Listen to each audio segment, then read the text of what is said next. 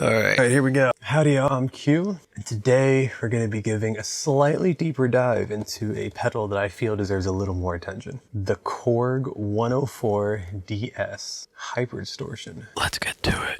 If you made it this far, welcome to the Q Show. Gonna learn a thing, it's probably in the title.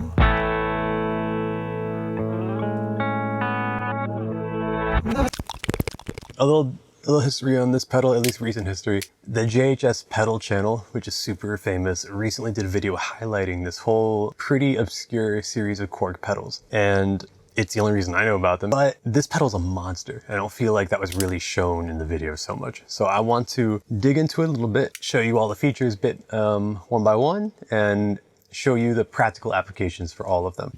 But before we even do that, let's listen to my clean tone. Gets a little hairy. Neck pickup. The bridge is just so hot.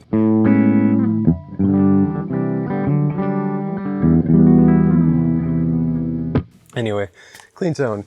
One thing that I did notice about this pedal compared to all the other ones I've done today is the buffering system in it must be incredible, because this is the best clean tone I've gotten. Good stuff. My understanding is this pedal was designed to be like kind of overbuilt for its time. So everything in it's like the best that was available at the time. Let's go through the effects. You've got this little switch here. When you flick this switch, it controls which one of these you're messing with. Like it's not that deep. So we've got drive, mid-frequency, low, mid, high, and level. Now, if you flick the switch down, you have the cabinet resonator, which is going to bring you to size and depth. Depth is just kind of like, so your cabinet kind of imposes like a EQ on your final output. So this is kind of giving you the option to explore different cabinet options. One of the ads kind of half-jokingly suggests that you can actually simulate cabinets too big to exist in real life. So it's a very cool thing. We're going to get into that. Another thing worth noting is this high-low in, an amp line out. This is for if you have an especially hot guitar and you find it's just kind of clipping going in, that's not really desirable. So they created a way around that, accommodating for the high output active guitars of the time. And then amp line. This one I don't know so much about, because you'll see in a second, I like the way it sounds on the line setting running into my amp. I know line in is probably a little bit stronger of an output. It's designed to be the last thing, like you're going straight into a board, something like that. That's kind of what it's doing. You've got the cab emulator and everything. So, but let me show you. We've got our... That's the line setting. Now, if I put it to amp,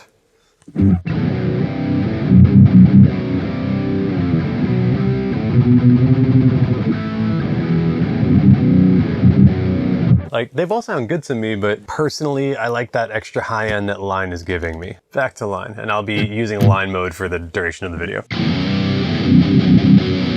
All right, cool. So let's check out the different settings. I'm gonna start with drive, just so you can get an idea of how that interacts. This does have a program saving setting, so you can save your favorite presets. There's a manual that, contrary to what was suggested, is largely in English. You can totally figure the pedal out by reading that manual. All right, off we go. When you move these knobs, you will not notice a change until you pass whatever spot the preset was, and you'll see the program light flick when that happens. So if you're turning a knob and nothing's happening, that's probably why.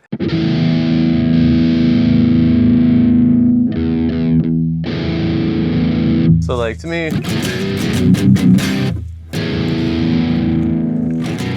it's not really a pedal that cleans up, that's just like the clipping but quieter.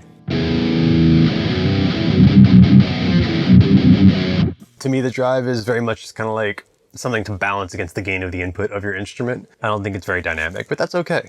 Moving on, we've got our low and our high. I love the EQ on this thing. To me, it's like...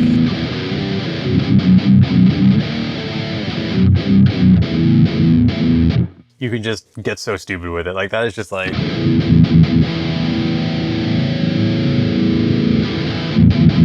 to me, that's just like almost too much lows, especially on the extreme settings. And then high.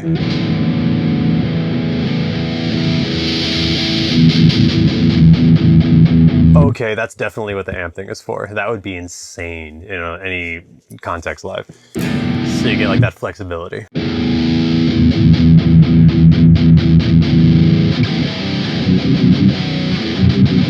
but to me it's like super tight. It's got a little bit of a gating thing going on. Level is exactly that.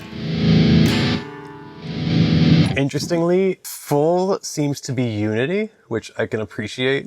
Just something to note. It's not broken. That's just, at least that's how mine is. Let's turn the switch down now. Now we're messing with the mid frequency and the mid. So I'm gonna max out the mid so you can get an idea of the range.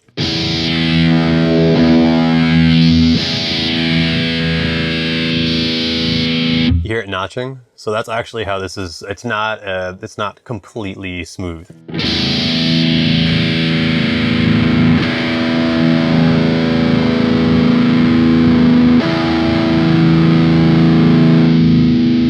And I'm basic, so I'm gonna scoop a little.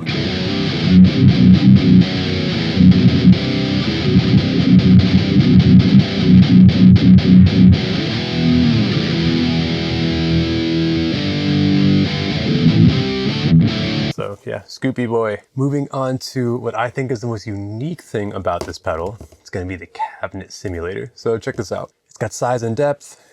If you have depth all the way up, it gets kind of...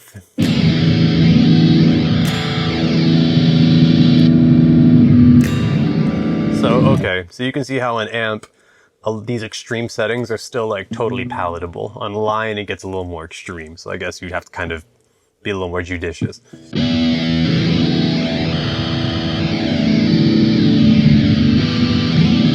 So I'm guessing that's as big as possible with depth.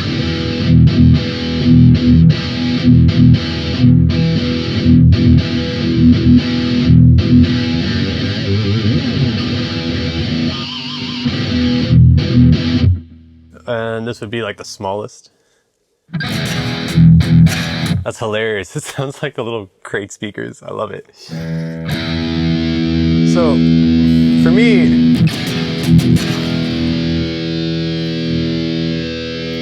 you put the depth like right around here and kind of get something subtle. But if you turn depth all the way down, it completely disappears as an effect. I personally have cab sims that I would much rather use than whatever this is offering, as cool as the feature is.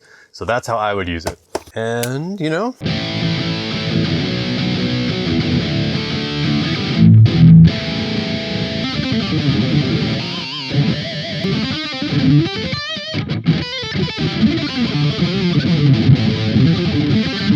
we just got done looking at the Toneworks, but you know who else is a way too reviewed? So until I have something interesting to say about the Metal Zone. The LED on this is broken, but I assure you it is in perfect working order. But let's check this guy out.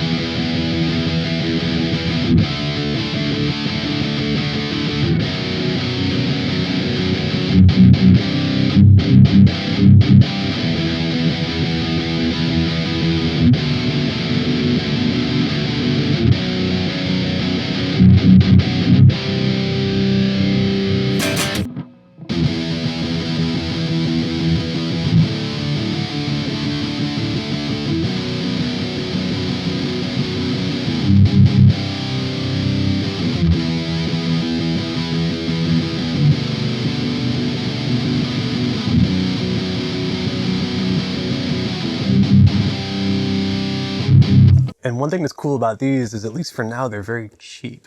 And while you may not hear this pedal and be like, this is absolutely like the tone of my dreams, this kind of tone has a place in a mix almost always, I think. And it's a cool tool to have. Sometimes you just want that super saturated, just like...